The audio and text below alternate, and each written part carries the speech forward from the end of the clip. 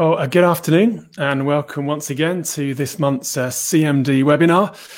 For those who haven't met me before, my name is Tim Ferguson and I work in the ministries team at the Baptist Union. We're going to be looking today at the subject of pastoral supervision, and I'll say more about that in a moment. But as usual, I want to get on with CMD more generally and some of the things that are coming up. So far we've had 308 ministers enroll for CMD. It's a very precise number because I checked a few minutes ago. And that sounds like quite a lot. In fact, that's only 22% of our accredited ministers. So assuming I'm speaking to the converted on this webinar because you're all engaged by watching it, can I ask you, do speak to other ministers you know in ministers' meetings and online conferences and encourage them to enroll for CMD and to start to plan their ongoing development.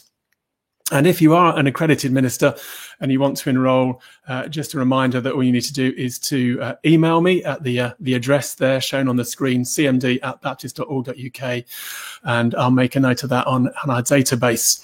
If you're unaccredited and a pastor of a church and you want to enroll, then there's a form in the CMD handbook to tell you how to do that. I also want to say that if you missed last month's webinar, can I really recommend that you watch it? I'll put the link in the chat a bit later on, or maybe I can ask one of my Matt in the background whether he could put the link to the last one on the 360-degree review. So one of the 5 CMD habits is review. And we looked last month at how to carry out what's called a 360 review of your ministry. And this is something I really recommend that you do at some point during 2021. You probably want to glance at Appendix 5 in the CMD handbook, which explains more, but then also watch the webinar recording to think about the finer details of setting up a review. So again, you can get to that recording through the Baptist Together website on the Continuing Ministerial Development page. Next month's webinar is going to be slightly different. We're going to take a break from talking about the practicalities of CMD, and we're going to take a step back. And I've invited Simon Barrington back to talk to us again. Simon used to work in disaster relief for Samaritan's Purse, and last year in one of our coronavirus webinars, he helpfully took us through what he called the life cycle of an emergency. And he explained how communities respond to crises by following a pattern of response, recovery, and reconstruction. So Simon's coming back to talk to us more about that middle phase of recovery, of how we can prepare to help ourselves and our churches and our wider communities to recover well when, as we hope, there will be a lifting of restrictions. And we have to deal perhaps and process some of the loss and disappointment and inconvenience, and for some trauma, I think, that has been caused over this last year or so. So that's not next Wednesday, that's Wednesday the 17th of March at 1 p.m.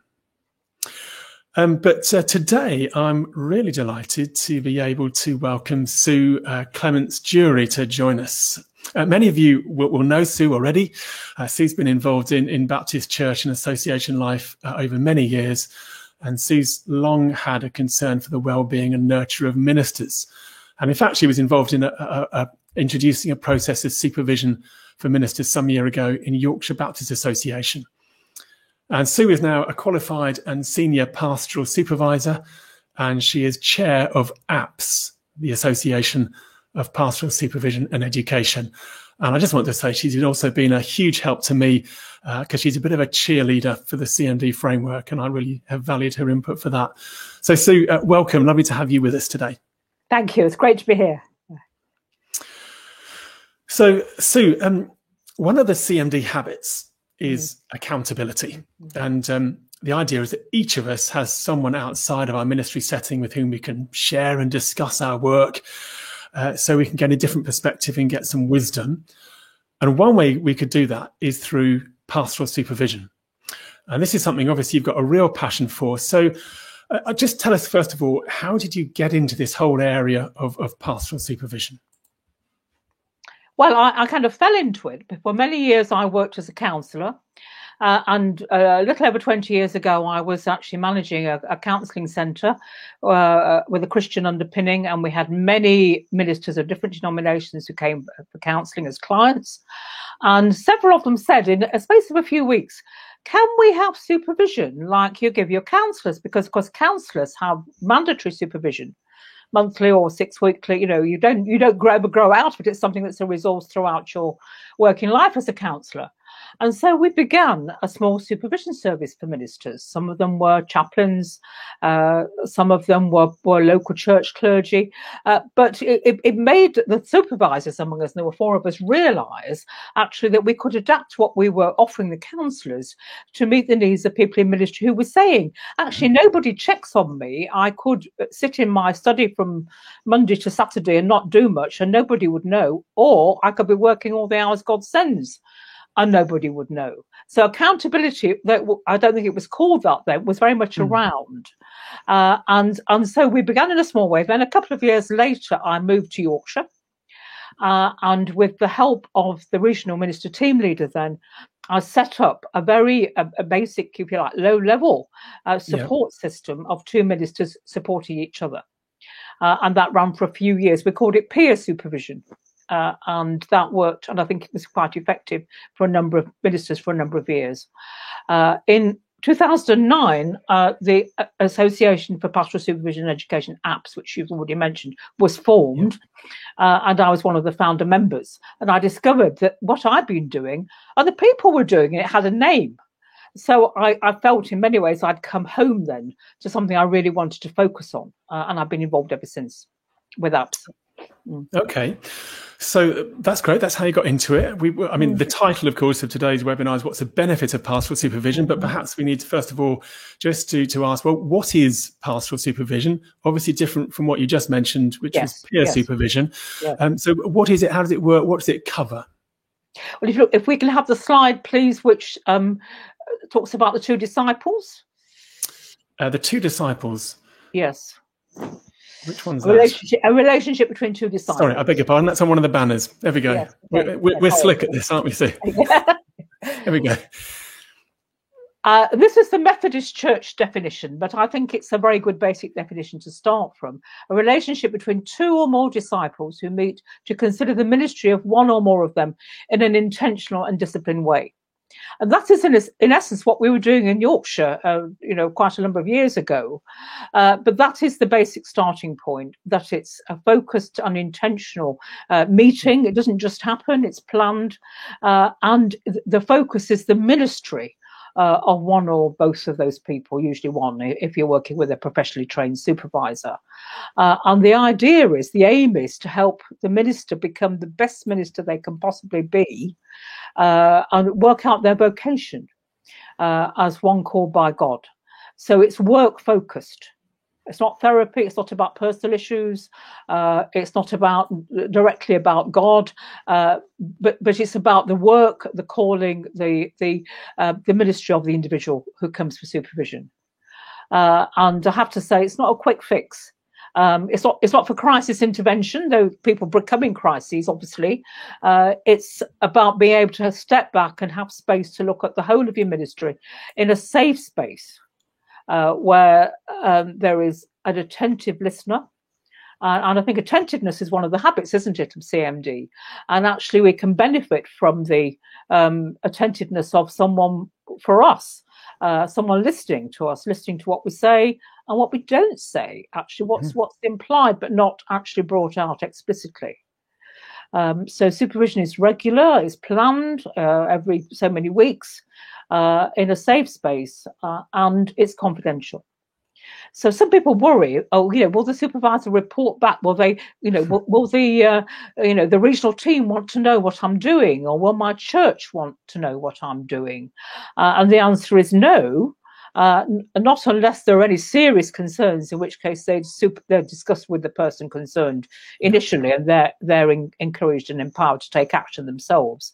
So you can bring anything in confidence into this space, and know that the supervisor will receive that and work with it. And supervisors have their own supervision.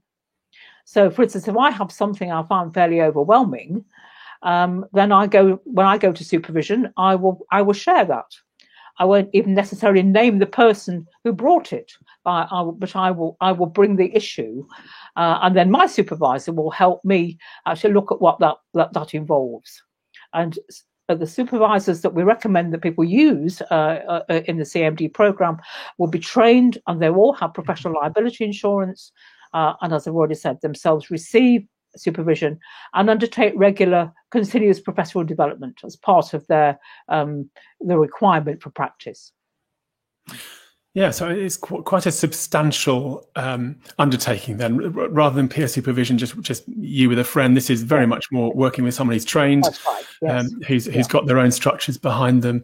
I wonder, we didn't prepare for this, but it might just be worth saying, of course, that about the Methodist Church, because they have introduced this in some form universally across their denomination. I just wonder whether you wanted to comment on that, because it's been quite significant for them, I think. It has been hugely significant. It was introduced by the Reverend Dr. Jane Leach, who is the principal of Wesley House, Cambridge, and she was one of the founding members, the first chair of APS. And she's written extensively on supervision. And because of the structure of the Methodist denomination, they've been able to make it mandatory. They've rolled it out. For instance, they trained all the district chairs to begin with in supervision. That's like training all our regional team leaders. And then they trained the circuit superintendents, and now it's been cascaded down to ministers. And because of their very different way of organising themselves, that's been possible. But what they have found is that people who weren't at all sure or were quite resistant have actually, if you like, seen the light and said, this is a really good thing, and it's been well received. And they do have, I think, some quite interesting qualitative and quantitative sort of research on the difference it's made. Enabling the minister to have some space where they can work through what's been going on in their ministry, and using various tools to explore that. So I think it's been very helpful. So tell us a little bit more about the kind of the principles of it, Sue. What's the basis on which pastoral supervision is built? And what model does it use? Well, the models I'm going to share with you today is perhaps the most widely used. And in the next slide, you'll see the three-legged stool. Mm-hmm. This was not devised by pastoral supervisors per se, but it's been adapted from two very famous therapists who wrote on supervision. The three-legged stool, the normative, formative, and restorative legs. So the three functions in supervision, and supervision at different times will have more of one than of the other, so the stool might be a bit wobbly if you look at that image. But actually, those are the three functions, the three planks of it, and I'll speak a little bit now about each one. So in the next slide, you will see the normative leg, and the normative function for supervision asks, what is good practice? How do I get my bearings in a changing landscape? And that's been particularly relevant through the pandemic. And what we've found during the last few months is that there's been an increased demand for pastoral supervision, and the numbers of our members in APS have gone up because the familiar landscape has disappeared. The maps that people used to have for ministry don't work anymore. And so the compass is a good image because people say, how do I get my bearings in a changing landscape? What's good practice now? How do I adapt? What are the risk issues? What about boundaries? How do I manage safeguarding? How do I change my style of ministry? Well, I can't visit people. I can't stop in the church and conduct worship and preach in the same way. So everything's been in a bit of turmoil. And so the question that really comes in normative is how do I maintain good practice? How does my practice evolve, really, as a minister? Shall I move on to the next one? The formative leg of the stool asks, how do I grow from here? And if a minister is crying, help, I'm lost, in the normative function, here people are saying, I'm stuck, I don't know what to do next. I am unclear about what the options are. How do I change? How do I need to develop? What do I need to change? So the emphasis is on professional growth and development. And I like the image of the pot-bound plant because you can keep a pot-bound plant in its pot and you can keep watering it and feeding it, and it will stay alive, but it won't actually thrive unless it's pulled out and planted into a bigger pot or into the garden, where it will flourish and put down deeper roots. So that really ties in with the emphasis in the habits on learning, I think. So in one sense, I suppose, Sue, if with this formative element to pastoral supervision, if you want to look at your CMD, in one sense, you are by default going to be doing CMD by being in pastoral supervision, because they're going to ask you how are you developing and how are you moving forward. Exactly. It's all built in, really, I think. The habits will be built in some way. Perhaps not terribly obviously always, but they will be there. Yeah. And then the final leg is the restorative leg of the stool, which asks, how do I sustain my ministry and be in it for the long haul? And that has always, I think, been the driver for any project or program to support people in ministry. And you look at the numbers of people who drop out from ordination onwards, though mentoring reduce those, that we still have a lot of casualties.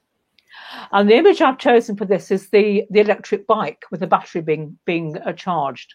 And I owe this to one of the people who comes for supervision. He travels some distance, usually before the pandemic, on his electric bike, parks the bike in the front garden, brings the battery inside the house, plugs it in, and then we have the session.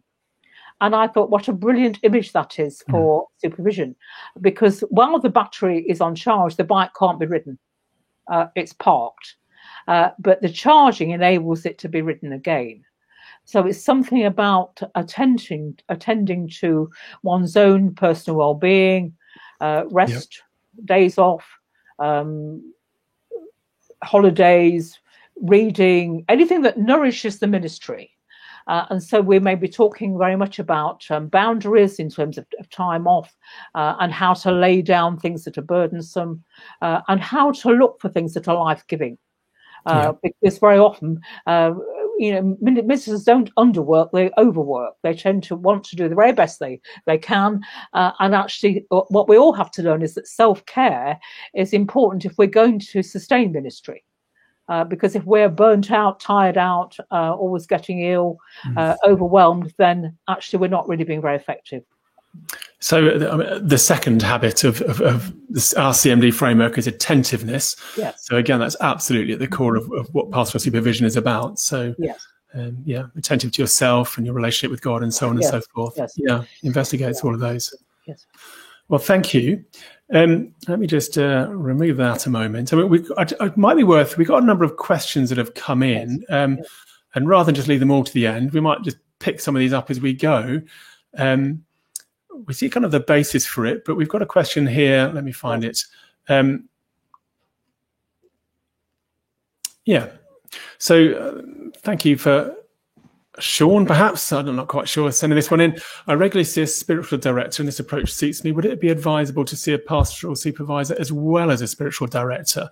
So can you mix and match your kind of methods of being accountable to others? Well, I think you could have both. I don't think necessarily mixing and matching is the best form of help. You can't say I'll do a pastoral supervision this month and spiritual direction the next, and then perhaps I'll try mentoring the month after, because both of these means of support work well with, need continuity, and in each of them, I think what people do is build a trusting relationship with somebody who gets to know them and understand them, and then it becomes safe to share things. So spiritual direction, I think, very much about a person's relationship with God, how they're working out their faith, about their prayer life and so on. Whereas, as I've already said, pastoral supervision is much more about work, the ministry itself. And though God will come into it, other things, the focus is different. And I think it's, if you're not sure, maybe one good thing to do is to try. And many pastoral supervisors, well, if you approach someone, will say, okay, let's have a chat about it to see if we can work together, and then review after 2 or 3 sessions to see if this is meeting your needs. Mm-hmm. So if you sign up for something, you won't be tied into it, long term necessarily, because obviously the people offering these particular types of help know that you need to take it slowly and feel safe to get the main benefit from it. So Sue, how long does a relationship of pastoral supervision last? So you're implying that it needs a certain amount of time to establish the trust. Yes. To then make it worthwhile. Would you see someone for a year, 5 years, 10 years? Well, I think maybe up to about 5 years. Then we might suggest that if they still want pastoral supervision, they could do with working with someone different, because by that time, the supervisor and the supervisee would have got very used to each other, and hopefully there will still be challenge, but not necessarily as much as there could be with a new person. So I've recently said goodbye to a couple of people who had worked with for about 5 years, and they've gone on to work with someone else. That's given me space to take on different people.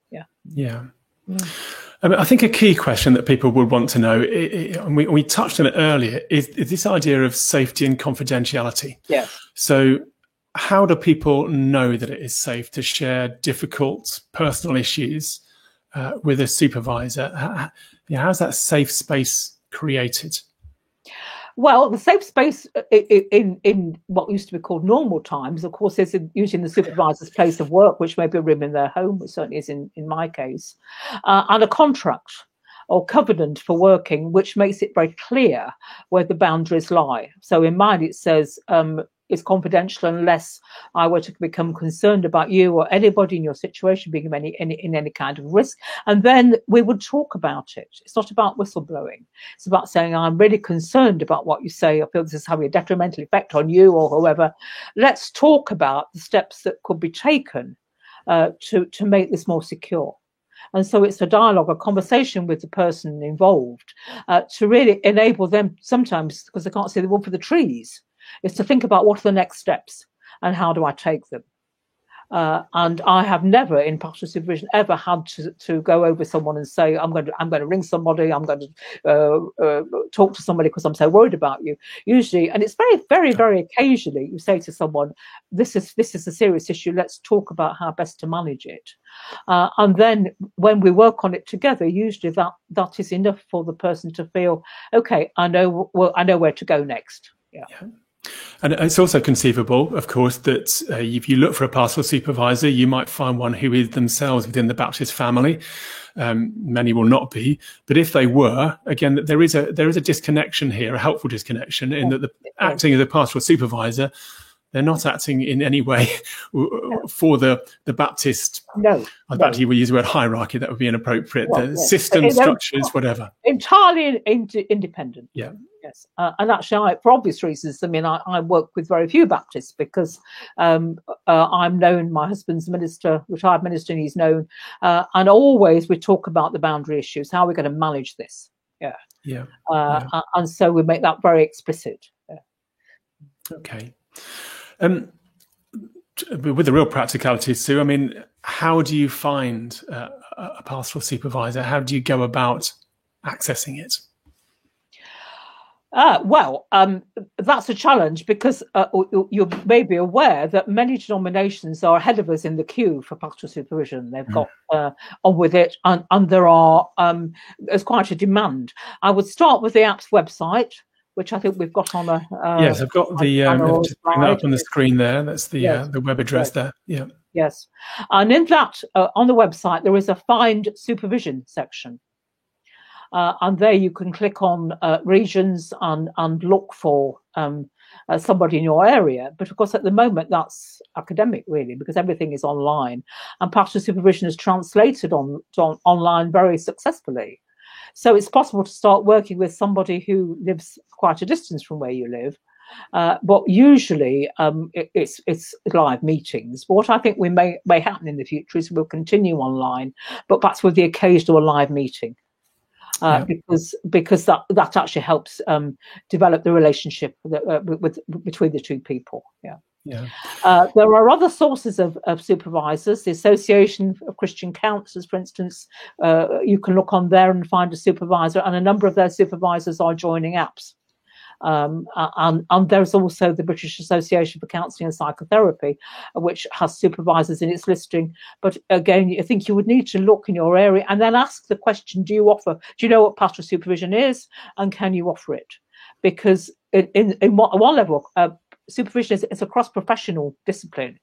The supervision skills go right across the board, across all professions, but not all supervisors might feel comfortable in working with people in ministry. Oh, well, can I ask you a little bit about that? Because I understood that pastoral supervision is drawing on both psychological but also theological resources. That's right, yes.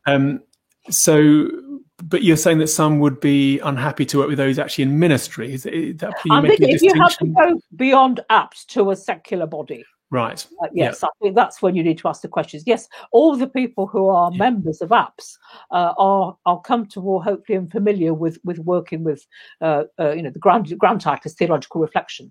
I was not sure about where is God in this experience, or how is your relationship with God impacted by this.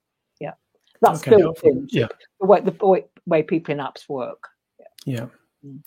Now, at some point, we have to mention money. So, obviously, you're using trained people, or you're accessing trained people. So, how much does pastoral supervision cost, and who pays? I mean, maybe that I can help answer the second bit. But the costs vary from about £45 an hour up to £60 an hour. If you live in London, I think I live in the north, so I'm very much at the lower end of that.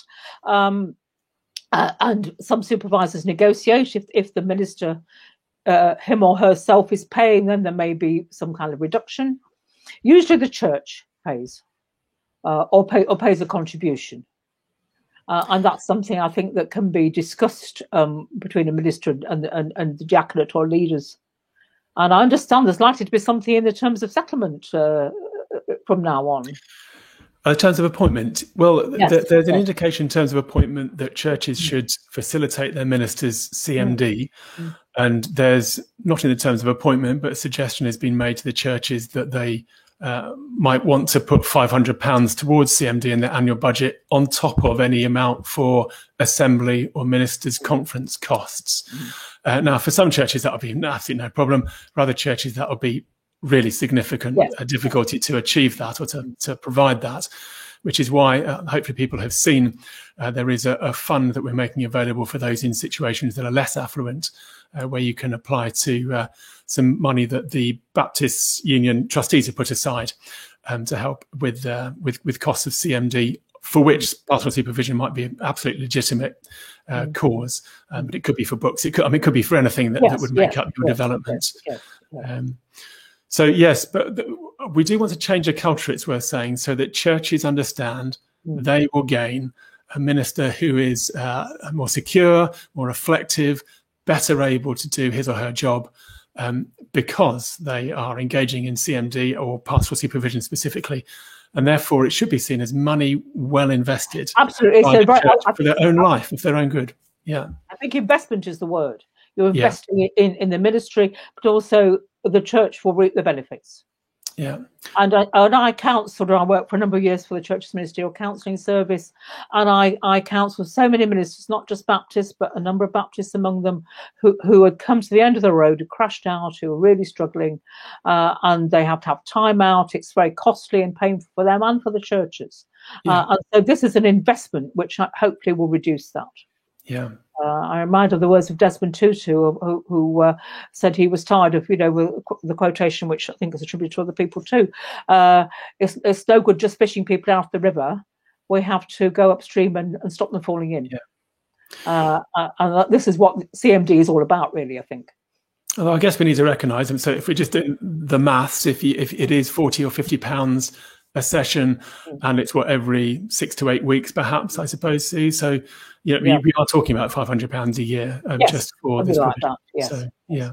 But a way to approach it with a prospective supervisor is to say, I've got this grant of £500. What can I get for that, as it were? How much supervision will that provide?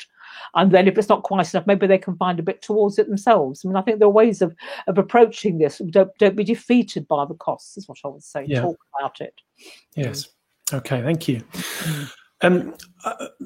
We acknowledge that there are not enough pastoral supervisors out there at the moment. I mean, in fact, that's true also of spiritual directors and mentors and these other accompanying roles. But if you wanted to train to be a pastoral supervisor, how might you go about it? I see in the comments one question asked is how many people have the BU trained to do supervision? But it's not the BU that's training, but the question might be how many are we funding to get trained? And the answer is the BU are funding no one at the moment to do that. So it is a concern. So if we want to train people, what would somebody do that wants to be trained? So, well, there are a number of courses in different parts of the country. And we have our very own course in London at Spurgeon's College, which is headed up by 3 Baptists, and they're into their third course since they began. And I understand from Tricia McElroy, the course leader, that they've got 8 people on the course. It's all done remotely at the moment, of course, and about 5 of them are Baptists, which is an increase in numbers from the first 2 courses they ran. And so that's the London course. There's one in Nottingham, and those 2 courses are linked. They're the same syllabus. And also there are courses run at Wesley House in Cambridge, which is where Jane Leach, who was a founding chair of APS, is principal, and where they train do most of the Methodist Church training. Yeah. There are also bring those details up on the screen there if people do want to follow some of the links. Sorry, do carry on, Sue. Yes, and if you're interested, you want to know more, there's information on the APS website. You'll be able to can email me. My address will be up later, I think. Or you can just look at the websites and email to be sent information for the next course when it's available. The courses tend to be 2 days once a month, or the courses in Cambridge are different. They are intensive. There's a week every summer, which is a certificate course followed by a diploma course, a different level, but the others tend to be 2 days a month or whatever. Excuse me. So it's possible to fit it into the diary. Yeah. Okay.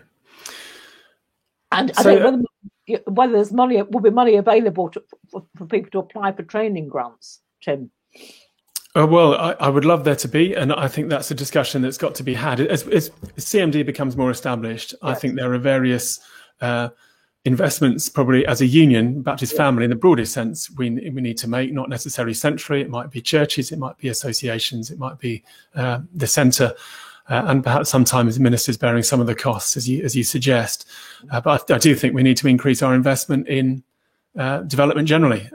And I'm afraid I don't have a magic pot of money at the moment to throw at this. I noticed some of the comments coming in. Tony Maud, thank you, Tony. Yet another cost that many smaller churches can't bear. And I really hear what you're saying there, Tony. And I think it is very difficult. And some churches will be more able than others, and hence the grant to support that. And another one from New Life Church Worthing, still on the money side, £500 will be 10 sessions for a year for just on pastoral supervision, who will pay the cost for everything else we're called to do for CMD. Folks, I just need to say we are all aware that money is stretched, and I think there is an element of discernment in this as well about what we're going to spend money on for our development and what is most important for us. For some people, pastoral supervision may be a real priority and worth investing in. For other people, it may be pursuing another academic module or something with a college. It could be a number of things. And as with all things, there will have to be a little bit of competition for the available money. And I'm afraid that's our reality. Just worth bringing this one. It's just from West Lane Baptist. I'm not quite sure who this is, but thank you for putting it in. My church paid for my training. I now act as a supervisor, and any fees that would be paid to me are paid to the church instead. That's an interesting model. So, in fact, the church is putting the money up front and then receiving it back over time. Have you heard of that being done before, Sue? No, but I think it's a good idea if the church is motivated and can afford that. Yeah. Yeah. I also want to say, of course, if you happen to be watching this and you're a retired minister, and you're looking at how can I support ministers who are still in stipended work, well, training for supervision might be one of those ways. Other comments, Saffron Walden Baptist Church, some associations have a bursary funding available for training. Not all do, I know that, but some do. So yeah, do ask your association. And also I'd say the more we make this an issue with our associations and centrally through the union, maybe the more focus it gets, and maybe funding will come in time. Do keep questions coming in. I think more comments are coming in at the moment rather than just questions. Yeah, all right. West Lane Baptist is Chris. So thank you, Chris, for your question a little while ago. And Chris is saying that his training was done as part of his sabbatical. So do put some more questions in and comments. We've got a bit more time left to play with, so do keep them coming in. So one thing I want to ask you, I suppose, is around culture. And particularly thinking about our BAME ministers. Is pastoral supervision quite a, for want of better language, a white phenomenon at the moment? And do we need to think about how we're reaching those from other cultures? I think, like most movements a few years ago, it began as a white movement. It's not so now. We have a significant number of BME members. We have a BME recently appointed woman trustee.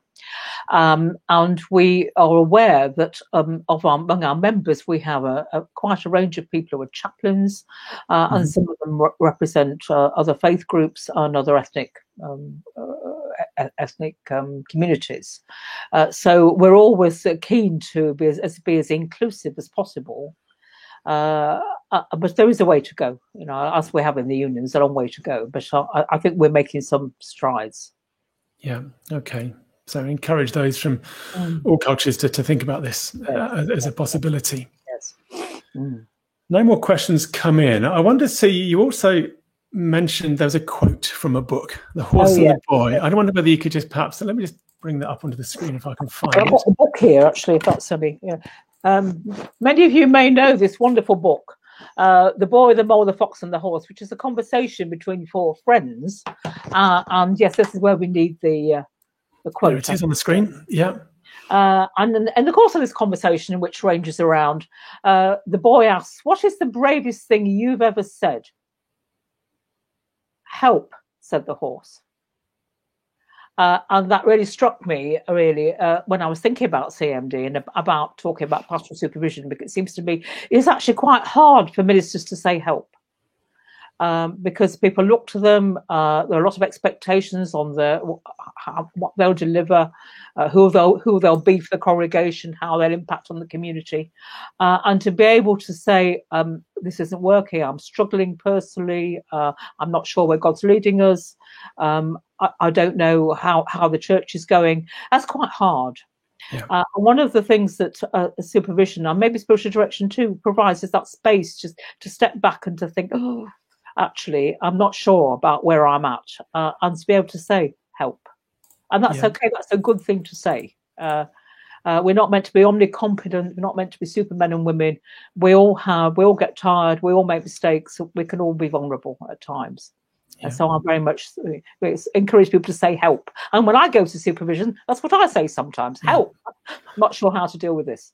And we also had a list of some of the things that people typically bring to supervision. So I wonder whether we could perhaps just show this as well. And talk about this a little bit, Sue, some of the issues ministers bring.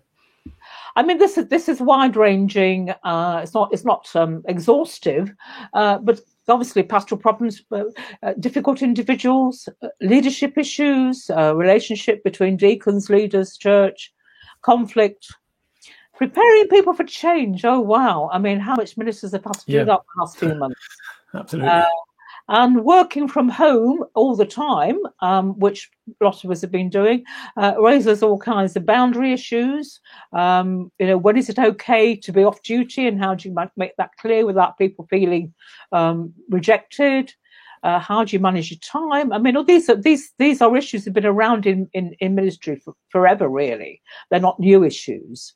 Dealing with the temptation just to do nothing, or to spend time with the people you like and ignore the people you find difficult. And I think very often ministers come feeling overworked, isolated and undervalued, and therefore need to work harder to prove themselves. So we've got a tension between serving God and pleasing people, and needing, I think people in the caring professions, all of us, need a lot of affirmation. We need to know that what we're offering is appropriate and valued, and that can cause quite a lot of stress. Yeah. And a minister may feel called to work out a certain role in a community, and on the ground the experience may be quite different. and we set up quite a lot of dissonance, discord. So all these things come into the sessions, really. Yeah. And many more. Yeah. Not yet, but say not that list is exhaustive. No. Yeah. Plenty to be going on with, though, really. Basically, I was about to say, yes, keep you going for quite some time. Yeah. Grand. So let me just have a quick look at any of the comments coming in. Bring me up. Yeah, so again, we touched on the difference between supervision and spiritual direction. Paul Campion's asking here, likewise, pastoral supervision and mentoring. Now, I would say these two are closer together than spiritual direction and pastoral supervision. There are some shared aims. I've got my own thoughts on this, but Sue, what would you say are the differences between mentoring and pastoral supervision? Well, I've never been a mentor, and I don't know a huge amount about it. But I've certainly in the scheme that was introduced for newly accredited ministers, my understanding is it's really about a kind of probationary period, learning the basics, working with somebody who's experienced and who can help with development. So that's the similarity with pastoral supervision, but it's a time-limited experience, whereas pastoral supervision can be ongoing. And there are probably other distinctions which I'm not so clear about. Yeah, I mean, I think from my perspective, I think mentoring might have a slightly broader remit, but possibly a shorter time scale. Yeah. So broader remit in that, whereas pastoral supervision, I think, is very focusing on your work as a minister. Mm. I think mentoring can include many other elements to that. So certainly in those I've mentored, if there's issues about family, if there's issues about personal walk with God or well, pretty much anything is up for grabs. It's a little bit more holistic in what it looks at and tries to speak to all of it. Generally, of course, mentors are not trained to the same level as pastoral supervisors, though they may be. There is some mentoring training out there. But I think also it may be a bit time limited. So I generally find with a mentor, you may come to an end after about 18 months to 2 years. It's sort of an end to its youthful life where you start to get a bit repetitive in what's being shared and said. Maybe that reflects the fact that the mentor has shared all the wisdom they have and it's time to move on. But I think those would be some of the distinctives. But there is clearly some overlap, no question about it. Well, we haven't got any more questions coming in, so maybe that's a good time. We've almost done 45 minutes or so. Maybe that's a good time to draw it together a little bit. So I do just want to remind people, so if you're interested in pastoral supervision in terms of accessing a pastoral supervisor, then do go to the APPS website. That would be a place to start. I just want to say again that this is one form of being accountable, to fulfilling that habit of accountability. There are others, but this might be particularly appropriate for you if you want to work through issues around your work. But we recognise, I think what I'm taking away is two things. Well, firstly, one I already knew, we don't have enough pastoral supervisors. So if you're interested in training, to follow that up. But secondly, clearly there's an issue of funding. And I'll do my best to tackle that, but I'd ask you as ministers to be speaking to your associations and your churches about that as well, to see whether we can get an understanding that this is an investment in the kingdom of God, ultimately, by enabling ministers to be supervised. And well, maybe we could, before we close, I'm just going to bring in this comment here from Saffron Walden Baptist Church. From John, I started seeing a supervisor a couple of years ago and wish I'd started sooner.